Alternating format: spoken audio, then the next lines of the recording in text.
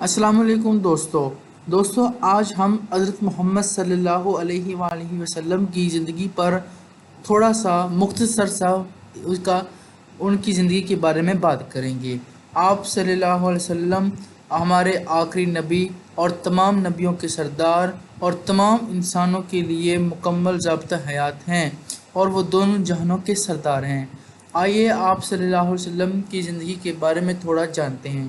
اسلام کے ظہور سے پہلے اہل عرب کی بہت خستہ حال تھی۔ لوگ جاہل تھے، آگ کی پوجا کرتے تھے، کسی کو تعویذ پر اگایا جاتا اور گھمنڈ تھا، اور کسی کو کسی طریقے سے کوئی خدا بت کو مانتا تھا، بت تو چار دیواری میں قید رکھا تھا۔ خانہ کعبہ اس طریقے سے گڑبڑ تھا، 360 بت تھے بیت اللہ کے اندر۔ لوگ درختوں کو بھی سجدہ کرتے تھے، آگ کو بھی سجدہ کرتے تھے، قبروں پر ناک نہیں کرتے تھے، جا بجا فتنہ فساد میں رہتے تھے۔ جہاں بھی دیکھیں لوگ سکون میں نہ تھے، آپس میں لڑائیاں ہوتی رہتی تھی، نہ قانون تھا نہ انصاف تھا، لوٹ مار کم بازار ہر طرف سے گرو تھا۔ دوستو یہاں تک کہ شراب کو ماں کے دودھ سے زیادہ سمجھا جاتا تھا اہمیت۔ 19 بچیوں کو تو زندہ ہی دفن کر دیا جاتا تھا زمانہ جاہلیت میں، اور لڑکوں کو زندہ رکھا جاتا تھا۔ اس طریقے سے ایمان کی شرح سب بھڑکے ہوئے تھے، اور اس طریقے سے آپ سرور کائنات حضرت محمد صلی اللہ علیہ وسلم کو اللہ تعالیٰ نے اس دنیا میں بھیجا۔ آپ مکہ معظمہ کے نہایت ہی ممتاز خاندان قریش عبداللہ بن عبد المطلب کے گھر پیدا ہوئے۔ آپ 570 میں پیدا ہوئے۔ آپ کی ولادت سے 2 ماہ پہلے ہی آپ کے والد عبداللہ بن عبد المطلب کا انتقال ہو چکا تھا۔ 6 برس کی عمر میں آپ کی والدہ ماجدہ بی بی آمنہ بھی وفات پا گئی، تو آپ کی پرورش آپ کے دادا ابو طالب عبد المطلب نے کی ذمہ آئی، لیکن 2 سال بعد دادا کا سایہ بھی سر سے اٹھ گیا۔ اس طریقے کے ساتھ آپ صلی اللہ علیہ وسلم کے چاچا ابو طالب آپ کے سرپرست بن گئے۔ بچپن کے مصائب آپ صلی اللہ علیہ وسلم کے حوصلوں کو ڈھا نہ سکے، اس طریقے سے آپ نے حکم الہی کی ہر ممکن ہوا آپ نے حکم مانا۔ آپ نے کی تقدیر میں قوم کی چوپانی لکھ رکھی تھی۔ چند ماہ بعد بنی نوع انسان کے ہادی اعظم بنے، جوان ہوئے تو آپ ایک امیر بیوہ ختیجہ کے ملازمت اختیار کی۔ آپ نے اپنے فرائض اچھے طریقے سے نبھائے، اچھی طریقے سے تجارت شروع کی، تو حضرت ختیجہ آپ سے امپریس ہو کر آپ سے متاثر ہوئی، تو آپ صلی اللہ علیہ وسلم کو شادی کا پیغام بھیجا۔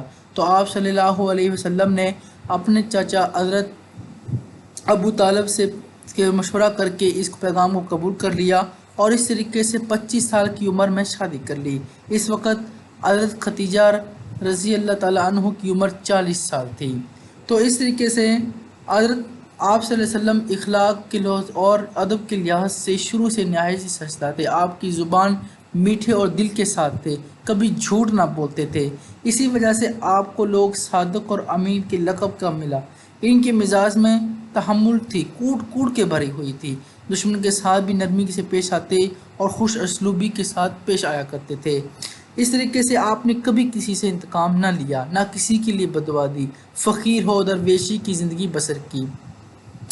اس طریقے سے آپ صلی اللہ علیہ وسلم نے آرائش کوسوں دور رہتے تھے، سارے عرب کے تاجدار تھے، مگر بوری پر سوتے اور کھجوریں کھا کر گزارا کرتے تھے۔ عبادت کا یہی حال تھا کہ کبھی کبھی آپ ساری رات یاد الہی میں گزار دیتے۔ آپ بت پرستی سے آپ کو سخت نفرت تھی، شروع سے ہی آپ کو نفرت تھی۔ شہر غار ہیرا میں جا کر آپ نے عبادت کے لیے وقت گزارتے تھے۔ اسی غار میں آپ کو وحی نازل ہوئی، جب حضرت جبرائیل علیہ السلام نے بشارت دی کہ اللہ نے آپ کو اس دنیا کے ہدایت کے لیے چن لیا ہے، اپنا پیغمبر بنایا ہے۔ اسی وجہ سے حضرت آپ صلی اللہ علیہ وسلم آپ کو محمد مصطفیٰ صلی اللہ علیہ وسلم کہتے ہیں۔ آپ کی جب بشارت ہوئی تو اس وقت آپ کی عمر 40 سال کی تھی۔ آپ نے اپنے نبی ہونے کا اعلان کر دیا اور قوم میں اسلام کی تبلیغ شروع کر دی۔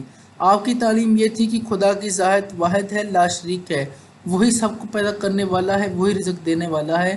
اس کے نزدیک سب انسان برابر ہیں، امیر ہو غریب ہو، صاحب ہو عربی ہو اجمی ہو، گورا ہو کالا ہو، کوئی تمیز نہیں، سب اس کے علاوہ اگر ہے تو کسی کو تقوی کے لحاظ سے ازل سے موجود ہے اور ابد تک قائم رہے گا۔ ہر انسان اس کی عبادت کرنی چاہیے۔ محبت و مساوت انسان کی دلیل ہے۔ پڑوسی کو ستانا بدی ہے، بدی اور ظلم کا انجام دوزخ کی آگ اور نیکی محبت کا پھل جنت ہے۔ اس طریقے سے آپ صلی اللہ علیہ وسلم نے دین اسلام کو پھیلانا شروع کر دیا۔ آپ نے لوگوں کو بتایا کہ بت پرستی نہ یہ کچھ ہے اور یہ آپ کو کوئی کام نہیں آنے والا۔ اس طریقے سے آپ صلی اللہ علیہ وسلم نے لوگوں میں بڑھ چڑھ کر تعلیم دی۔ کافر جاہل لوگ آپ کی تعلیم سے چڑ بھی گئے تھے۔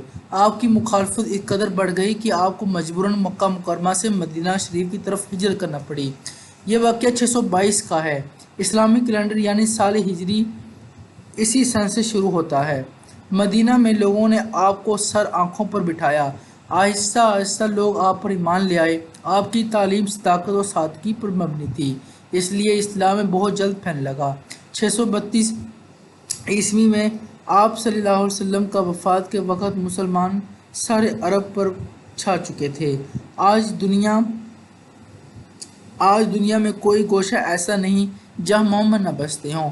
اہل اسلام کا عقیدہ ہے کہ حضرت محمد صلی اللہ علیہ وسلم کے بعد دنیا میں کوئی پیغمبر نہیں آئے گا، اس لیے آپ خاتم المرسلین یا خاتم الانبیاء کہتے ہیں، یعنی آپ دنیا کی آخری نبی ہیں۔ اور یہ بات بہترین درست ہے، کیونکہ آپ صلی اللہ علیہ وآلہ وسلم اس کے بعد کوئی بھی نبی نہیں آ سکتا۔ آپ ختم النبی ہیں، آپ پر وہ مہر ختم نبوت کی مہر لگ چکی ہے۔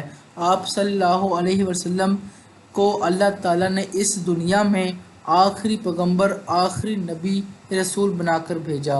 اس طریقے سے آپ صلی اللہ علیہ وسلم نے ایک امیر محفل میں کہا، اے میرے ساتھیو السلام علیکم۔ آج کی تقریر جو اس طریقے سے ہے کہ آپ صلی اللہ علیہ وسلم نے اپنی زندگی کو کس طرح لیا، ان سب کے لیے رول ماڈل ہیں۔ ہر انسان کو آپ باصورت یہاں تک کہ مسلمانوں کو بھی آپ صلی اللہ علیہ وسلم کی زندگی پر عمل کرنا چاہیے، اور اس طریقے سے آپ صلی اللہ علیہ وسلم کی زندگی پر مکمل حیات اور مکمل ضابطہ حیات ہے۔ اس طریقے سے آپ صلی اللہ علیہ وسلم کے لیے ہر دور کے آنے والے شخص ہر کے لیے مکمل ضابطہ حیات ہے۔ آپ صلی اللہ علیہ وسلم آخری نبی ہیں، آخری نبی طور پر اللہ تعالیٰ نے آپ کو بھیجا۔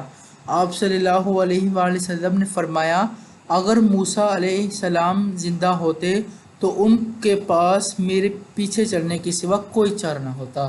تو یہی تھا کہ کوئی بھی نبی ہوتا تو آپ صلی اللہ علیہ وآلہ وسلم پر کی ذات ان کے مقابل میں کوئی نہیں چلتی، بلکہ تمام دنیا ان کے پیچھے چلتی جو آپ صلی اللہ علیہ وسلم کہتے کرتے، کیونکہ آپ تمام جہانوں کے لیے رحمت العالمین ہیں۔